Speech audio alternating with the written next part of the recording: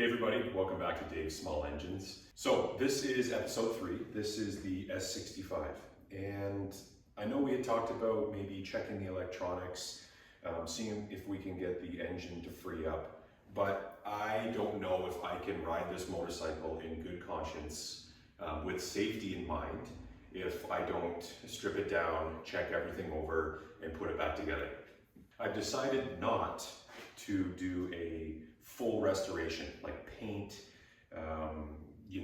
re-chroming, bringing everything back up to like an as-new standard. That's not really my vision for this motorcycle. I wanted to be able to drive it and maybe sell it one day to upgrade to something different or something a little bit bigger. I just don't think I will get the money out of it, and because I don't know if I'm going to keep it long term, the best bet for right now is to strip it down, clean up everything as best as I can, replace the important parts, engine, safety, safety-related parts, brakes, tires, chain, all of that good stuff. Get it back together and get it into running condition. Some folks like the patina on it. Some folks like that there's a bit of rust and a bit of history behind it. And truly, I don't really want to own a show bike. So, the goal is to spend as least amount of money as possible, because parts for these things can get crazy expensive, and to get it on the road for the spring. So let's get after it. So as you guys know, I mentioned it in the last video, I was using some of this PB Blaster penetrating lubricant. I love this stuff, it works fantastic. I sprayed a bunch in the cylinder head here, right where the spark plug goes in, and down where the intake is for the cylinder head, to try and get the engine freed up. I can't kickstart it, it is locked. And the reason I know it's locked is when I put it in gear and put some weight on the bike, it won't spin the engine over. It's no surprise to me that this engine is locked up because of how long it was sitting outside, and the fact that it was not covered, and or the fact that it's open to the elements with the carburetor missing. But I'm going to give it a try again. I'll show you guys what I mean by trying to free the engine up. It's one way that you can go about getting the engine to unseize, but I'm afraid this one might be a little bit too far gone. Let's give it a try anyways. My kickstand for now. So right now, I think this is a 4-speed, so I think it's 1 down, 3 up. So I think that's in first gear and it's locked. See how it drags the tire there? It's because the transmission is locked to the engine and the engine is seized, therefore the tire won't spin. Let's see if I can get it to neutral. Should be a half up.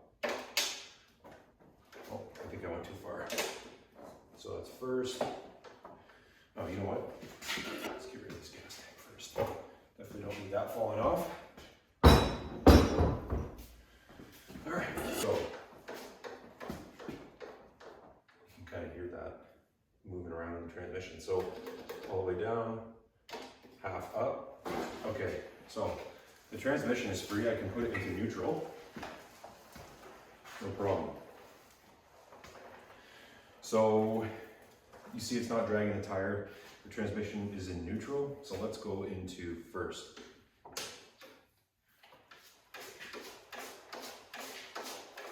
See how it's locked up there, dragging the tire.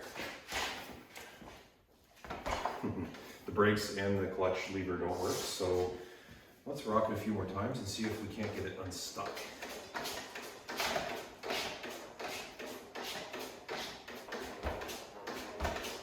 Yeah, I'm gonna go ahead and say that's locked up.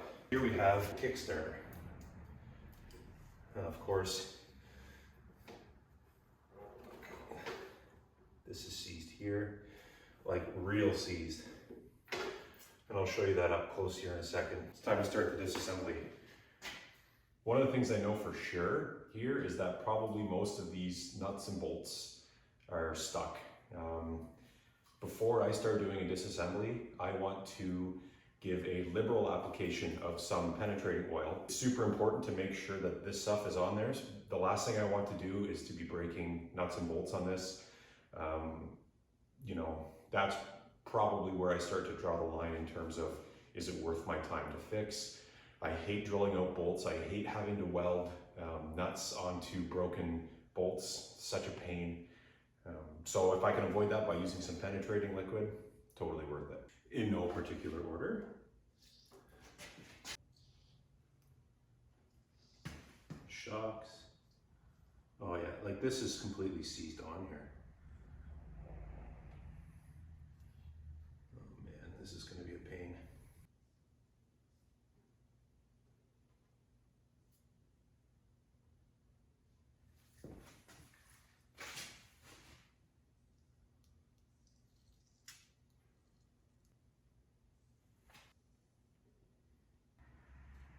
Brake cables too. I'll leave the engine alone for now because I'm not sure what I'm gonna do with that.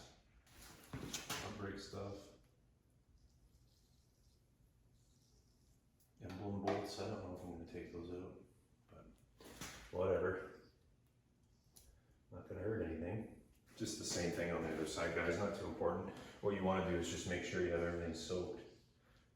Give it some time.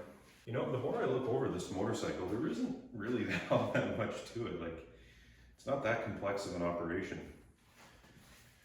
I've got some concerns here on the handlebars. There's some pitting. I'll show you guys all this stuff. But it's the little ones that break a lot, right? Like the little gas tank bolts and seat bolts. Those are the pesky buggers. All right, here's an up close view of some of the stuff I was concerned about. Check that out. That has pretty much made itself one over time with rust. This Kickstarter is supposed to swivel out, but it's completely seized right here. Oh, almost dropped the whole bike on me. That would have been embarrassing. Got some sprayed up. Like these are some of the stuff that's concerning to me. The pitting here.